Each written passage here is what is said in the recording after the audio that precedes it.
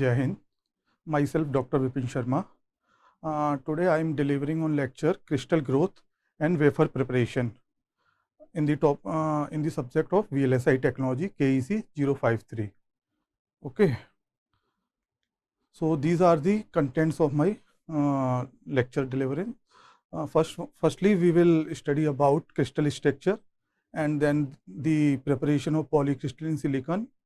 After that, crystal growing theory and preparation of single crystal silicon, and then wafer preparation. So firstly, we will start with the crystal lattice structure. Firstly, we will understand what is crystal. Basically, crystal is a solid material which consists of atoms, molecules or ions which are arranged in a repeating patterns extending in all the three spatial dimensions. Because next one is the types of crystals. Crystals are basically of three types: amorphous crystals, polycrystalline crystals, and monocrystalline crystals.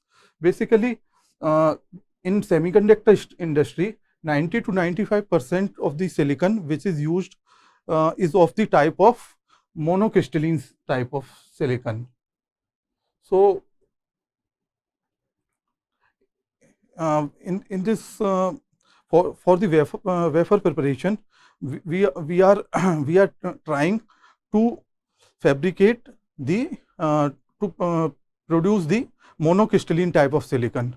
So silicon industries, semiconductor devices and VLSI circuits require high purity single crystal semiconductors, because in amorphous or in other types of silicon crystals, it is difficult to control the properties of the properties. So this is the problem with the other types of crystals. And next one is by doping electronic properties of a single crystal silicon can be altered and can be obtained as per our requirements. So these are the advantages of the silicon crystals.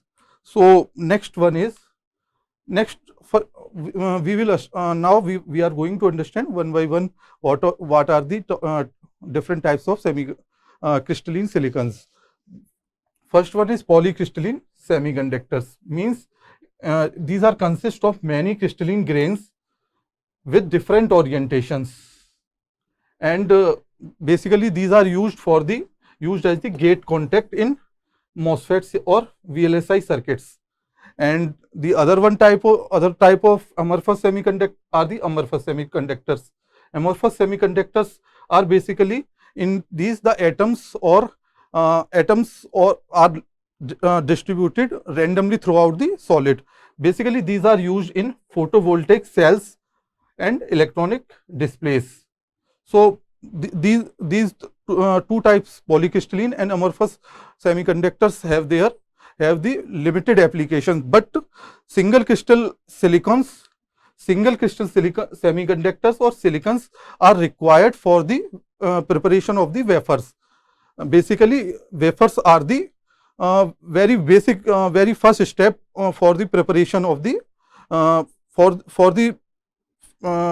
preparation of any ICs. So which is in IC, these wafers are used as the some substrate in just like in MOSFETs. So MOSFET IC. Okay.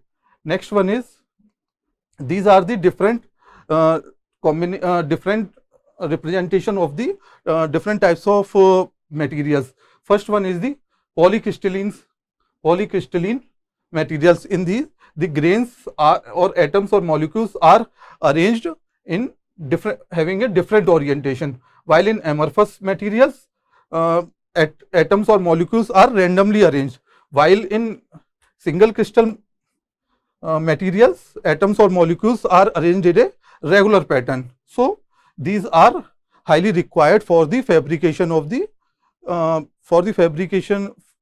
preparation of the wafer. So in the our final aim is to achieve this type of materials, that is single crystal material.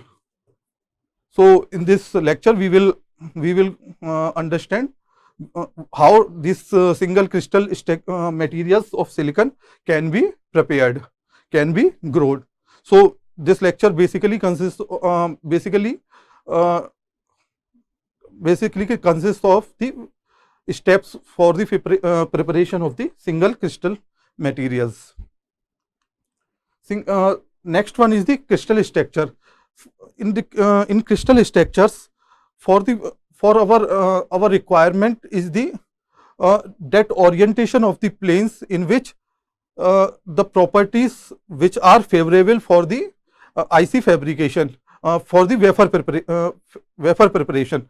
So for that we are considered mostly 111 type of orientation, in which it is having the for this particular orientation, material have the highest density, so that the crystal can grows more easily.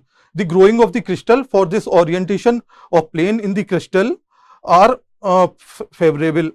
And the other advantages of this orientation, 111 orientation, is it provides for this orientation the tensile strength of the material will be higher.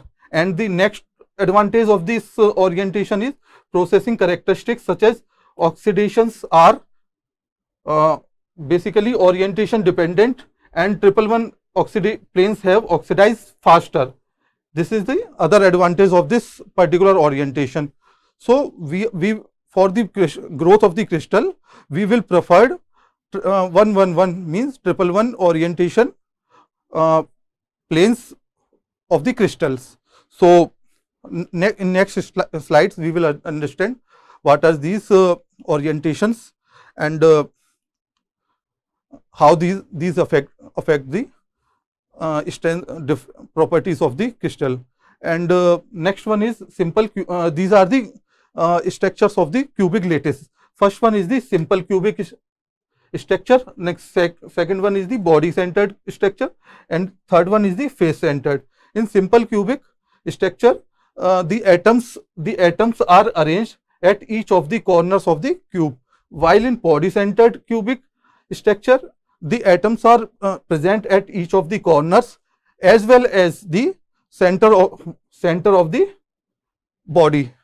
And while in face centered cubic structure, the atoms are arranged at each of the corners as well as each of the face of the face center. So basically these are the three structures which we will deal with within this subject. So next one is Miller indices of the crystal planes. These are basically Miller indices, means the depends on the orientation of the planes in the crystal. So this 11100 structure means it is the variation only in the x direction, while in 110 orientation the variation only in the x direction, y direction, and in z it is 0. And in 111 orientation of the plane, in this along the x direction is varying, along y direction varying, and along the z direction it is varying. So this orientation is preferred for the crystal growth basically. Next one is, in the very first step we will find the metallurgical grade silicon. Basically in nature we have the silicon in the form of SiO2, which is further processed to get the that form of silicon which is preferred for the wafer preparation. So in this process, firstly we will convert the SiO2 into the first form of metallurgical grade silicon. Firstly we will convert SiO2, which is obtained from nature, and then by applying different processes we will get the metallurgical grade silicon, MGS. So basically this is the starting material for the in the preparation of the wafer. So basically metallurgical grade silicon is produced in a submerged electrode arc furnace. Basically metallurgical grade silicon is obtained with using the submerged arc electrode arc furnace. Basically this is the arrangement of this submerged electrode arc furnace. So in this furnace we will insert the quartzite, which is basically a pure form of sand, SiO2, which I talked about before, and the carbon, which is in the form of coal, coke, and wood chips. So initially we will insert the quartzite, which is a pure form of SiO2, and carbons in different forms, coal, coke, and wood chips. So in that electric arc submerged electrode arc furnace, we will put quartzite and the carbons. So in that furnace, the overall reaction which is going to be conducted is this one. This one is the SiC, silicon carbide, which is obtained with the actually SiO2 plus carbon gives SiC plus CO. This silicon carbide will mix with SiO2 again and then gives the silicon and SiO gas and CO gas. These are gases which will be exhausted out from the from the electrode arc furnace. So how we will get this MGS? So SiO2 first mixed with coke and then heated and first forms SiC, which is according to this equation, and next which further reacts with the remaining SiO2 forming silicon. In next step we will get the silicon.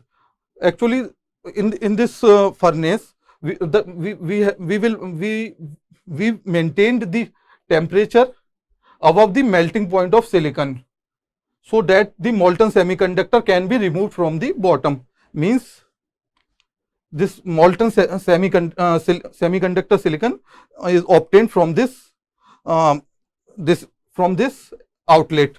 So next one is, after getting this molten silicon, we will MGS is drawn off and then solidify, and the silicon which is obtained after this process having the purity of 98, this one is the purity of this semiconductor which is obtained from this step, which is called this here as metallurgical grade silicon. Next step, this one is the arrangement of the submerged electrode arc furnace. After this process, next the silicon which we obtained from this submerged electrode arc furnace in molten form, and after solidification it will pulverize the silicon mechanically and then react with hydrochloric gas, HCl gas. So in this process, silicon react with HCl and gives the HCl3 and H2 gas and heat. This one is the trichlorosilane. From this equation we will get as per this equation we get the trichlorosilane. Actually this reaction takes place in a fluidized bed at 300 degrees Celsius, and trichlorosilane, which is actually liquid at room temperature because its boiling point is 32 degrees Celsius, and after purification we will purify this using the fractional distillation method, and then this trichlorosilane will be used for the further steps. We will understand in the next slides. Next one is the next higher grade of silicon is electronic grade silicon. Basically, electronic grade silicon is a polycrystalline material of high impurity. So around it is having around of 99.9 percentile purity. So it is, but it is of a polycrystalline type. This point to be noted here. It is a polycrystalline type and having a purity. Purity is as per our aspect, but it is actually a polycrystalline silicon. And the raw material, it is basically a raw material for the preparation of single crystal silicon. Basically, it is the raw material for the preparation of single crystal silicon. And here the major impurities are boron, carbon and donors. Donors basically pentavalent types of impurities. And to obtain EGS, multi-step process is required. We will discuss here after this slide.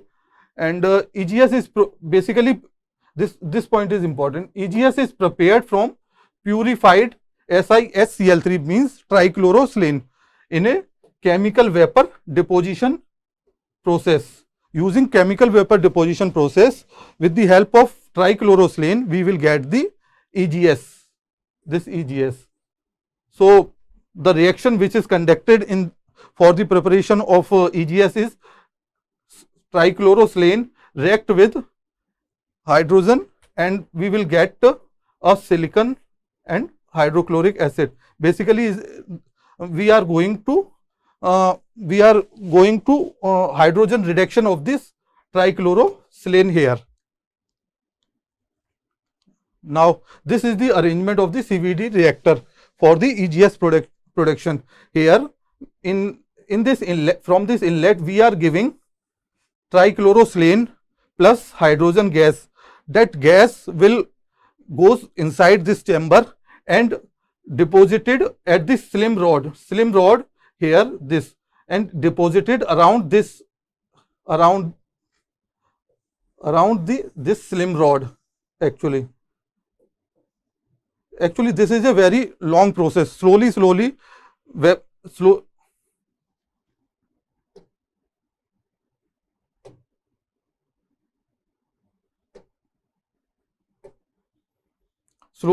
the vapor get deposited, this silicon will get deposited over this slim rod. This is a long process, nearly about 4 to 6 hours it will take to complete this process. So after this process gets over, the silicon will deposited over this slim rod. So next step in this is the some conclusion of this previous two steps. This is the equation for the metallurgy, for the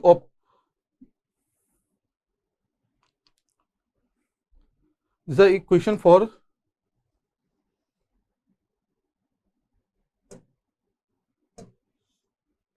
this is the equation for the production of the metallurgical grade silicon, and this one is the for the to obtain the electronic grade silicon. Now this silicon is sufficient in terms of purity, but it has a shape of the form of polycrystalline type. So in next step we will convert this electronic grade silicon to the single crystal silicon or monocrystalline silicon in this in the further process step, in the further process. For this next step is CZ method, also called as Chohalsky method. In this method we will convert the EGS into the single crystal silicon, means electronic grade silicon which is of the polysilicon type, which is of polysilicon type is converted into the single crystal silicon, which is required for the fabrication of the wafer.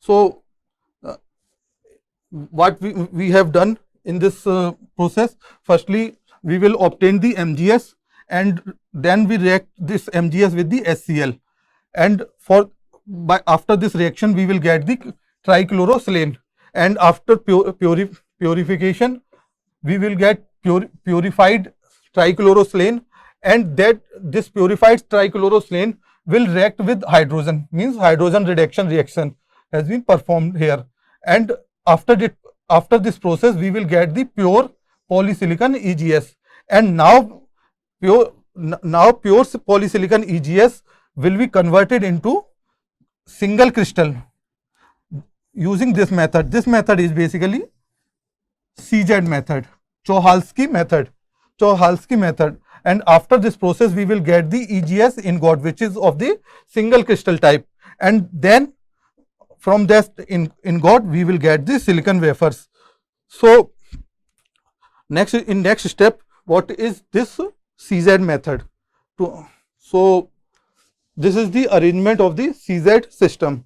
Basically it involves the crystalline solidification of atoms from a liquid phase at an interface. Next slides we will understand the meaning of this line. Firstly, understand the basic subsystems of this process. It basically consists of 4 subsystems. First one is furnace, and second one is crystal pulling mechanism, next one is ambient control, and last one is the control system. Basically furnace systems are used to maintain the temperature of this system, and in crystal pulling mechanism is used to some sort of movement which is going inside and upward. Next slide we will understand how this system works. And next one is the ambient control. In ambient control some temperature sensors are used, which is used to maintain the constant temperature inside this furnace. And next one is the control system. Control systems are used here, having different utilities.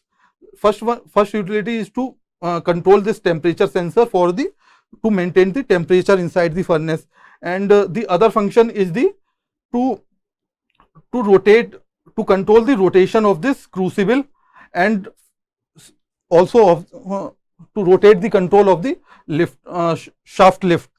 So these are the basic functioning of this system, and few types are here. Some crucibles.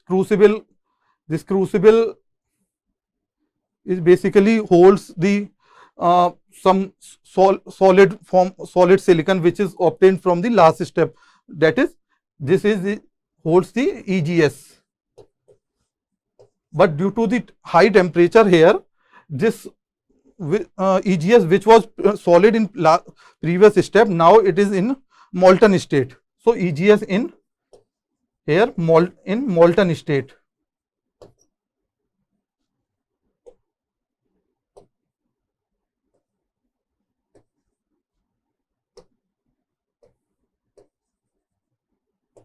It is in molten state here, and this crucible is placed on the susceptor, which is of the graphite type.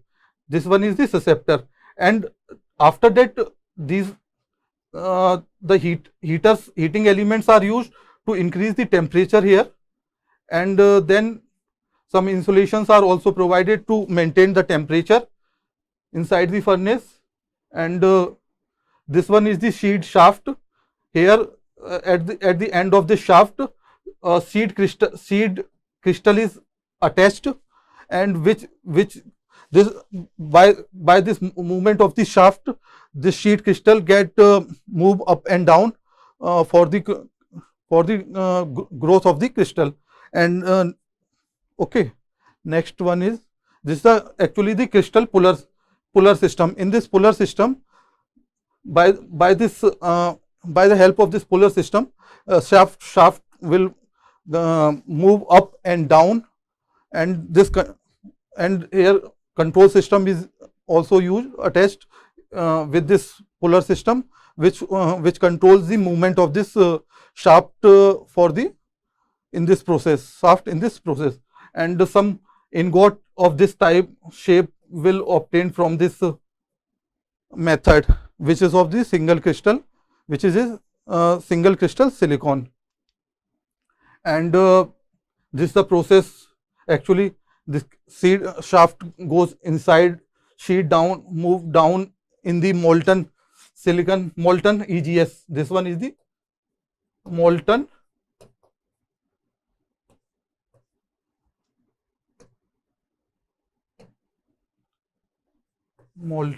EGS.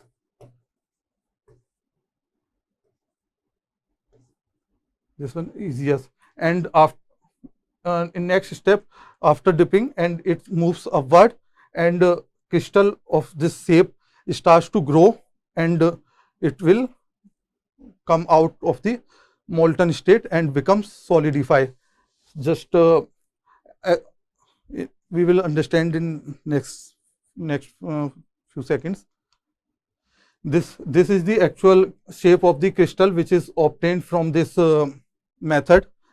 Here this is actually called as ingot, silicon ingot is the shape of like this one, and this is better view of this ingot. Actually, after this process, we will obtain the ingot or single crystal silicon having this type of shape.